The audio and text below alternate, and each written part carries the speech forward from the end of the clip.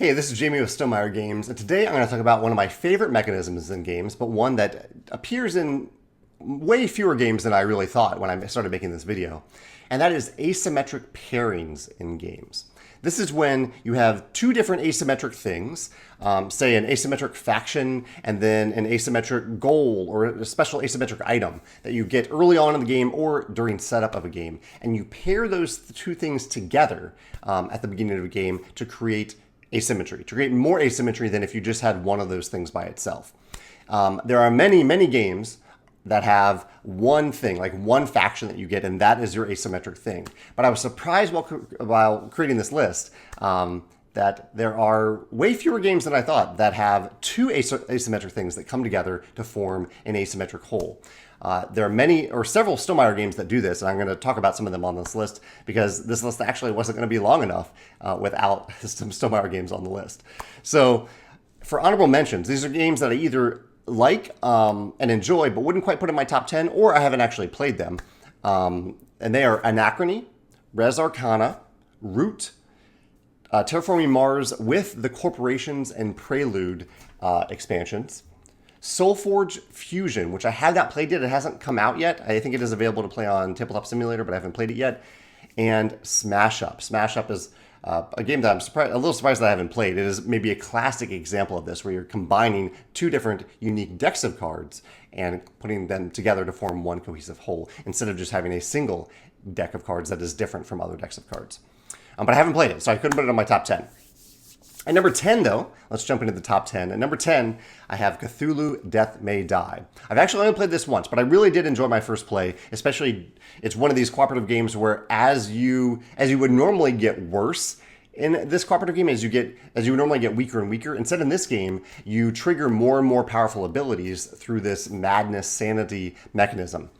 But that's not the mechanism that I'm here to talk about, the asymmetric pairings. You pair an asymmetric character with an asymmetric a madness element, something that triggers when you go a little mad in this game. And if I'm remembering correctly, the player mat might also be asymmetric, but I think the character is built into the player mat, and that's where the asymmetry comes in. That each player mat and the different upgrades you can get on the player mat are unique, and then you pair a unique madness card with it at the beginning of the game, and you are uniquely mad in that way.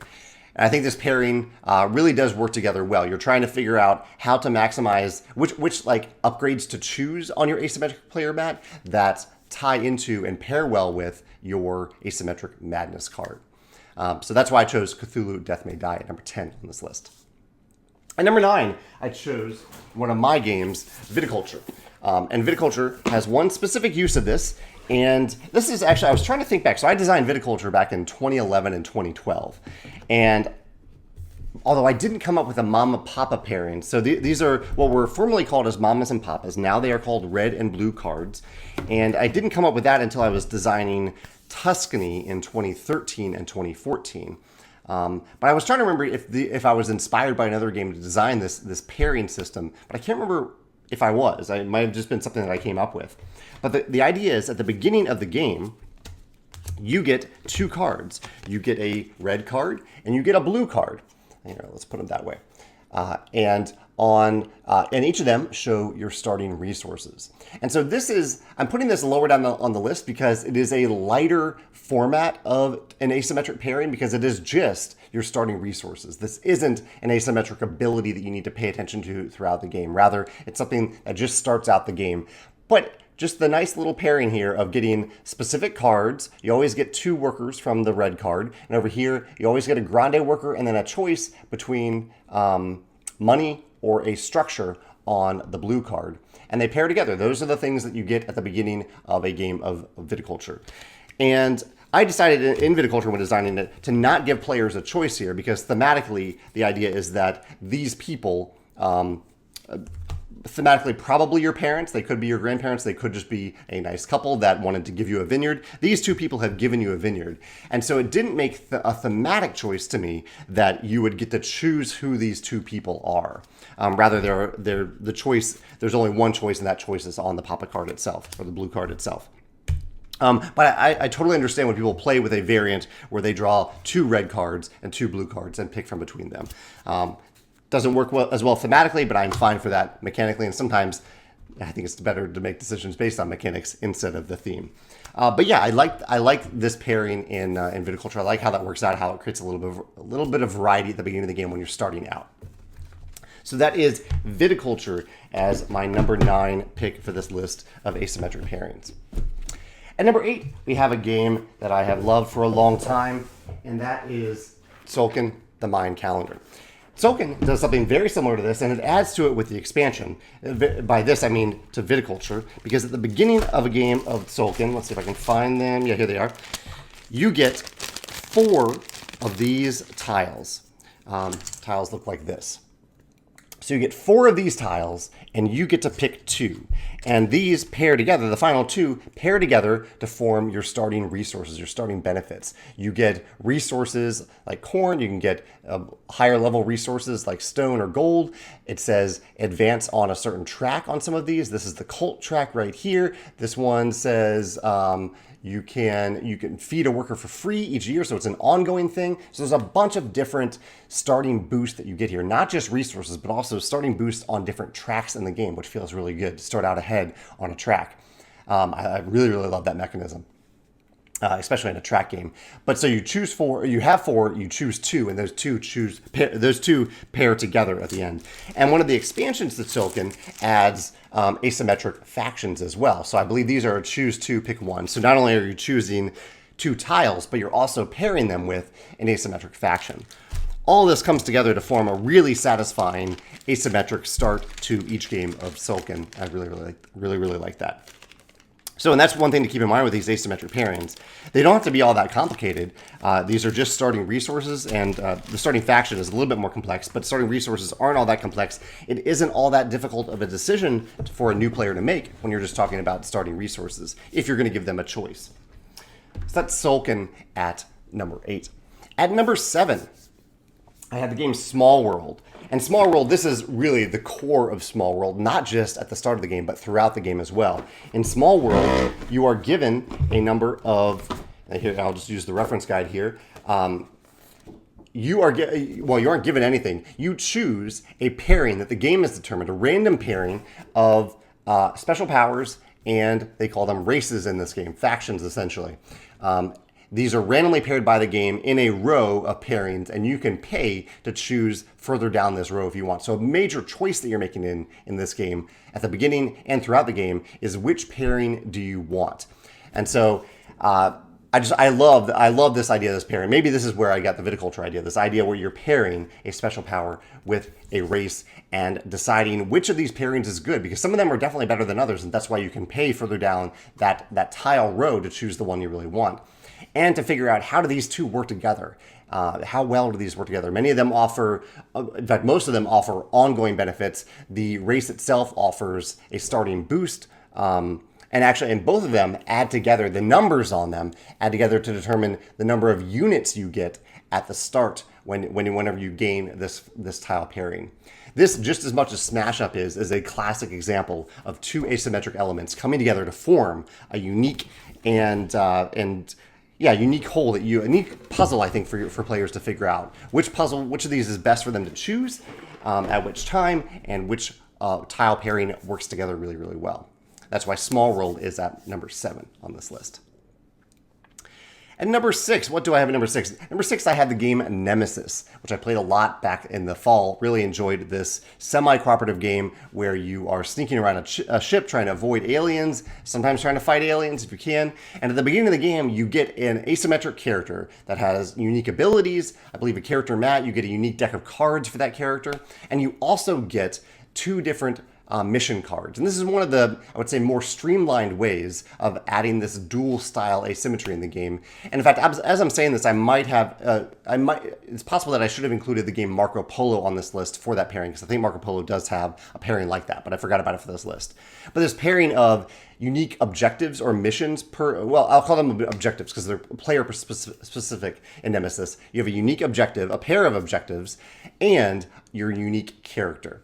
And this is, I think, just a common and fairly easy way to add asymmetric pairings to any game. Give a player a unique objective or a couple of unique objectives to choose from and a unique character or faction and see how those two pair together. I think it's crucially important, though, that the unique objective really drives the player decisions in the game rather than just being like a little thing to accomplish. If it's driving the player decisions, if you want to get kind of the full extent of the feeling of having an asymmetric pairing, because that way you're really trying to figure out this puzzle of how can I use my character to fulfill this objective, and how does this objective affect how I play my character in this game.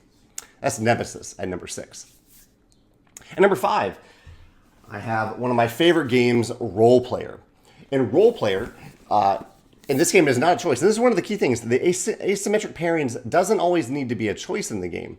Although there's, I say this as there is a little bit of choice in a Role Player in terms of which side of the card to choose. But in Role Player, you have an asymmetric mat representing your race. You have an asymmetric card over here. What is the name of this card? This is the alignment card. You have an asymmetric alignment card. Then you have a unique card up here that determines your, I'm forgetting all the names of the cards here. It's like the class card. And then there's a unique backstory card. And each of these things has a different mechanical function in the game, presenting different goals. Some of them give you ongoing benefits, and most of them give you goals that you're trying to accomplish at the end of the game for the dice placement puzzle in Role Player. But this is above and beyond for asymmetric pairings, because this is pairing 4 different unique things to come together, creating so many different combinations in Role Player. So many different combinations. And that's one of the wonderful things about Role Player. Every time you play, you have such a different combination of cards and mats that the puzzle is going to be very different than the last time you played. I love how asymmetric pairings do that. And so, yeah, Role Player. Role Player is at number 5 on this list. And that's full leaning into the puzzle of how these things come together. The only reason I didn't put Role Player higher on the list is that, after you get into a game of Role Player, I really stop thinking about that asymmetry. It's just like the way it is. This is what I have in front of me. This is the puzzle. It isn't a reflection of how much I love the game at all. Just a reflection of how much are you figuring out how these things work together. And in Role Player, you're not really puzzling out how these different goals work together. You are just simply trying to accomplish these different goals that you have on your mat and using your asymmetric ability. Yeah, that's Role Player, number 5. And number 4, I have a set from Magic the Gathering that came out last year that I thought was really, really clever. This is called Magic Jumpstart.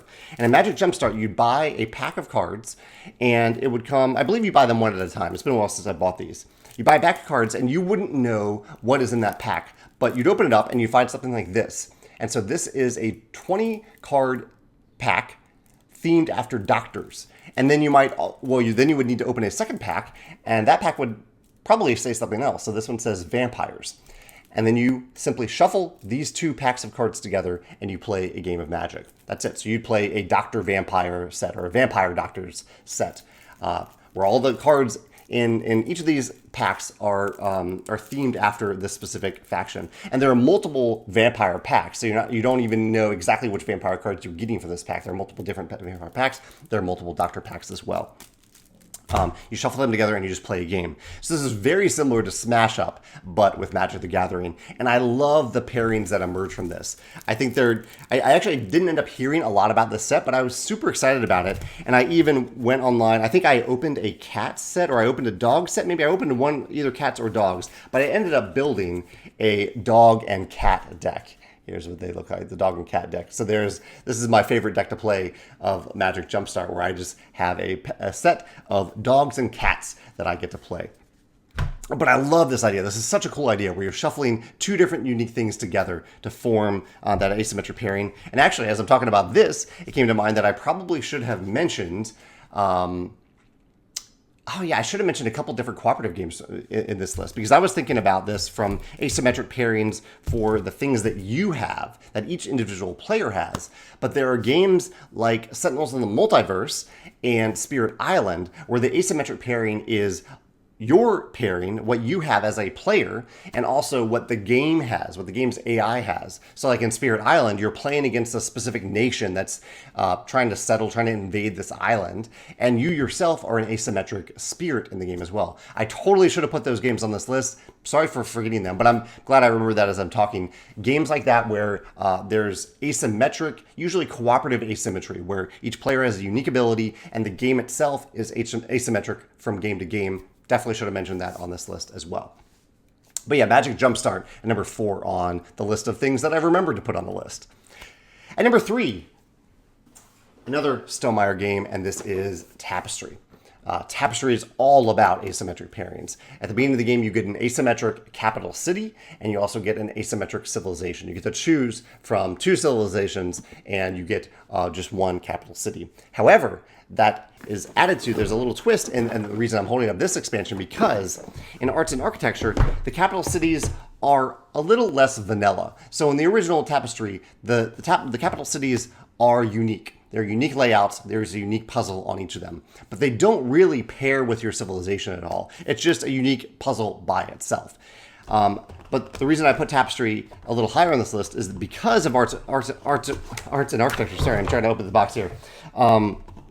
The capital cities get a little more complex. They're called advanced capital cities. I can actually open the box to show you. So in the advanced capital cities, you have a much more unique puzzle to solve here, not just spatially, but also in terms of the little rules at the top here. These rules present a unique puzzle.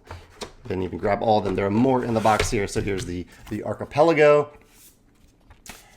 There's the canyon. You can see these all look very different than the original ones, and they all have some text up top presenting you with a unique puzzle. And so this puzzle is definitely something to keep in mind as you play Tapestry, because it combines with the civilizations. How you play the civ impacts how you play with your capital city. How you play with your capital city impacts how you play your civ. That's why I put this at number 6, or number 3, sorry, number 3 on this list. I was thinking there were 6 capital cities, which there are. But yeah, Tapestry at number 3 on this list. At number 2 on the list, I have a game that is just starting to reach backers, I believe, right now. I had the pleasure of playing it at Geekway to the West back in the fall, and that is a game called Planet Unknown. In Planet Unknown, it is a polyomino puzzle, but it has a great element of asymmetry, player-driven asymmetry, where you're given a unique planet. It doesn't have to be unique. You can play on the same side of the basic planet if you want, but I think it's the back of each planet mat has a very, very unique planet with a unique puzzle, kind of like the advanced capital cities here. You have a unique planet, and you have a unique corporation. These are the tracks that you're running up over the course of the game, and these tracks are very unique when you play with the asymmetric corporations. And the corporations also, I believe, have a unique ongoing ability. It's been a little while since I played this, but I can't wait to play Planet Unknown again, largely because of how much replayability and variability emerges from having the pairing of the unique planet, the unique polyomino planet with a unique puzzle and a unique rule set, essentially, and the unique corporations with different benefits that you get at different times and different ongoing abilities. Really, really cool mix of asymmetry in Planet Unknown. Last, though, I have to list another Stonemaier game that really just dives deep, deep into this idea of asymmetric pairings. And that, of course, is Scythe. So in Scythe, I think I was inspired by myself a little bit here by the Mama Papa pairings, the red and blue cards in Viticulture, but I wanted to go a lot deeper. And so I created unique player mats and unique faction mats. And so normally, if I had only created one of these, the asymmetry inside would have been 5 factions, basically. You would have had 5 different factions, so you could play 5 different times and get a totally unique experience every time you play Scythe. But by adding the player mats in, you get 25 different pairings, because you have these 5 different player mats combining with the 5 different factions. And both of those numbers climb with some of the expansions. But that's the thing that I love the most, I think, about asymmetric pairings in games, that you take something that could have been just a little bit of replayability, and maybe a great amount of replayability from those factions, especially if they're double-sided, like in Terra Mystica or in Dwellings of Eldervale. They're double-sided factions. You're choosing one of the 2 sides. Plenty of asymmetry there. But when you pair that together with an asymmetric thing, you just create so much more replayability and variability, and you create a really unique puzzle. Like, you feel like you have this special thing that you get to figure out in the game. I'm digging through the game here so I can actually show you the pairings. So here are the player mats. Here are the faction mats. You are combining them together inside. You have this unique combination.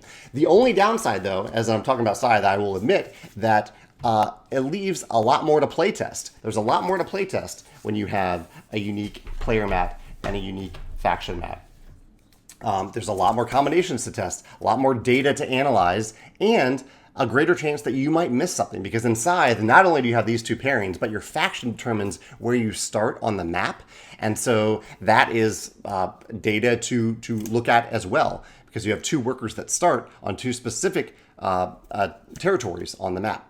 And so all that data means that there's a greater chance that you might miss something and there might be an overpowered pairing. And in Scythe, there are two pairings that we've determined that just players can consistently win the game a little bit too fast, or end the game and potentially win the game a little bit too quickly, more quickly than we intended and more quickly than emerged when we were originally playtesting Scythe.